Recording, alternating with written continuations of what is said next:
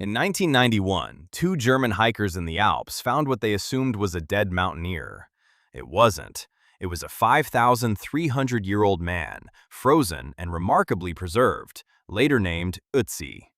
And when scientists finally got him under proper lighting, they found something nobody expected on a Copper Age corpse: tattoos. 61 of them. Ötzi holds the record for the oldest tattooed human body ever found. Not the oldest evidence of tattooing, just the oldest actual tattoos we can still look at. Because ink on skin almost never survives thousands of years unless the body itself is preserved by extreme cold or dryness. That's an important distinction. Tattooing itself is almost certainly older than Ötzi. We just don't have another body old enough to prove it. Yet. Here's the part that changes the whole story. Ötzi's tattoos aren't cool designs or symbols or animals. They're simple black lines and crosses, positioned on his lower back, his knees, his ankles, his wrist. When researchers mapped where those tattoos actually sit on his body, they noticed something strange. The placement overlaps almost exactly with modern acupuncture points, specifically ones used to treat joint pain and arthritis. And when they examined Ötzi's skeleton, they found he genuinely suffered from arthritis in exactly those joints. Which means Ötzi's tattoos may not have been decoration at all. They may have been medicine. A 5,000-year-old form of pain treatment, tattooed directly onto the body, thousands of years before acupuncture was formally documented in China. If that theory holds, we didn't just discover the oldest tattoos in the world.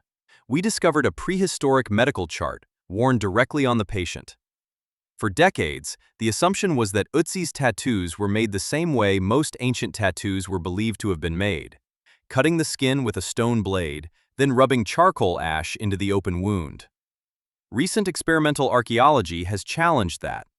A team of researchers, including a professional tattoo artist, actually tested different ancient techniques on real human skin: hand poking with a sharpened bone or copper point, hand tapping with a tool similar to Polynesian methods, and the classic incision method. When they compared the resulting marks to Ötzi's actual tattoos under magnification, the poked and tapped methods matched far more closely than the incision method. Which means the go-to explanation for how the world's oldest tattoos were made was probably wrong for 30 years, and we only just corrected it. Tattooing wasn't unique to Ötzi's culture either. Tattooed mummies have been found in Siberia belonging to the prehistoric culture, dating back around 2,500 years, with astonishingly detailed animal designs covering their arms and torsos. Deer, griffins, predators mid-attack, inked with a precision that would hold up in a modern studio. Chinchorro mummies from coastal Chile, once thought to be even older than Ötzi due to a dating error that took decades to correct, show that tattooing traditions were developing independently, worlds apart, with no contact between these cultures whatsoever. That independence matters.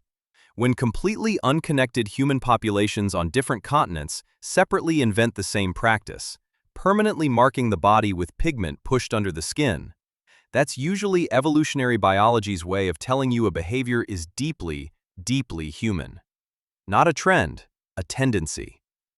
Piercings tell a similar story.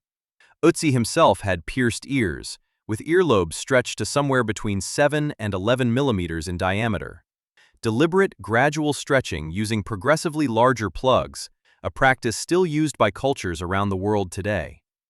Archaeological evidence of lip plugs, called labrets, and nose piercings appears independently across ancient Africa, the Americas, and the Pacific, often tied to status, coming-of-age rituals, or marking someone as belonging to a specific group. In a world without written records, without name tags, without ID cards, how you modified your body was often the fastest way to tell someone else exactly who you were, what you'd survived, and where you belonged. So the next time someone tells you tattoos are a modern act of rebellion, you can tell them, respectfully, that a 5,000-year-old Iceman with arthritis in his knees was already there first, and he probably wasn't doing it to annoy his parents. He was doing it because it worked. Or at least he believed it did, which, in medicine with no anesthesia and no antibiotics, was sometimes the same thing. If you had lived 5,000 years ago, do you think you'd have gotten one? Let me know in the comments.